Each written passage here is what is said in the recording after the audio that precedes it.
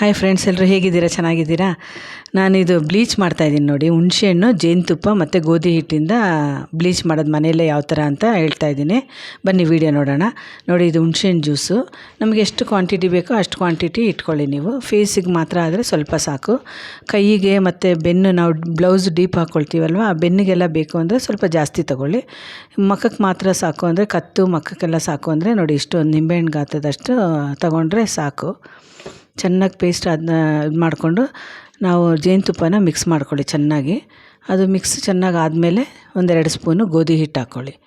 ಗೋಧಿ ಹಿಟ್ಟು 2 ಸ್ಪೂನು, ನಮಗೆ ಎಷ್ಟು ಅದೇ ಹೇಳಿದ್ನಲ್ಲ, ಎಷ್ಟು ಕ್ವಾಂಟಿಟಿ ಬೇಕೋ ಅಷ್ಟು ಮಾಡಿಕೊಂಡು ಚೆನ್ನಾಗಿ ಕ್ರೀಮಿ ಬೇಸಲ್ಲಿ ಚೆನ್ನಾಗಿ ಮಿಕ್ಸ್ ಮಾಡ್ಕೊಳ್ಳಿ.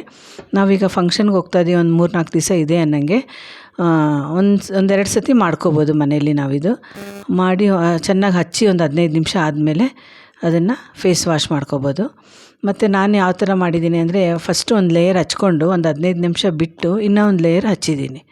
ಸೊ ನೋಡಿ, ನೀವು ಹೇಗೆ ಅನಿಸುತ್ತೆ ಆ ಥರ ಮಾಡಿ ನೋಡಿ. ಬಟ್ ತುಂಬ ಒಳ್ಳೆ ರಿಸಲ್ಟ್ ಸಿಗೋದಂತೂ ಗ್ಯಾರಂಟಿ. ನಾನು ಟ್ರೈ ಮಾಡಿದ್ದೀನಿ ಇದು, ಅದಕ್ಕೆ ನಿಮಗೂ ಚೆನ್ನಾಗಾಗುತ್ತೆ ಅಂಥೇಳಿ ನಾನು ತೋರಿಸ್ತಾ ಇರೋದು ವಿಡಿಯೋ.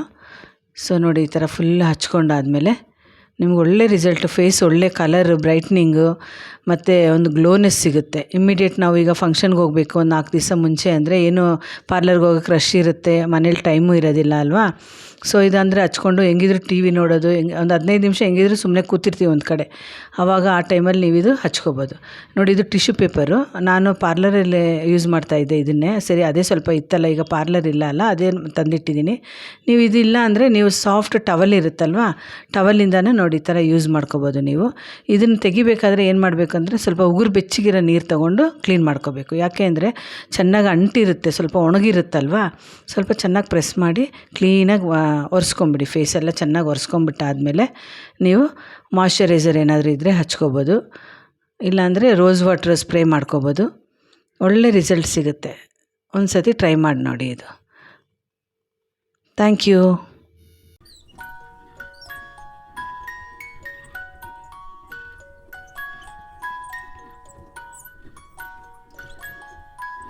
ನೀವು ಬೇಕಾದ್ರೆ ತಿಂಗ್ಳಿಗೆ 1 ಸತಿ 1-2 ಸತಿನೂ ಮಾಡ್ಕೋಬೋದು. ರೆಗ್ಯುಲರಾಗಿ ಚೆನ್ನಾಗಿ ಒಂದು 3 ತಿಂಗಳವರೆಗೂ ನೀವು ಬಿಡ್ದಿರ ಮಾಡ್ತಾಯಿದ್ರೆ ನಿಮ್ಗೆ ಒಳ್ಳೆ ರಿಸಲ್ಟ್ ಸಿಗುತ್ತೆ. ಕೆನ್ನೆಯಲ್ಲಿರೋ ಬ್ಲ್ಯಾಕ್ನೆಸ್ಸು ಅದು ಇದೆಲ್ಲ ತುಂಬ ಕಡಿಮೆ ಆಗುತ್ತೆ. ಟ್ರೈ ಮಾಡಿ. Thank you.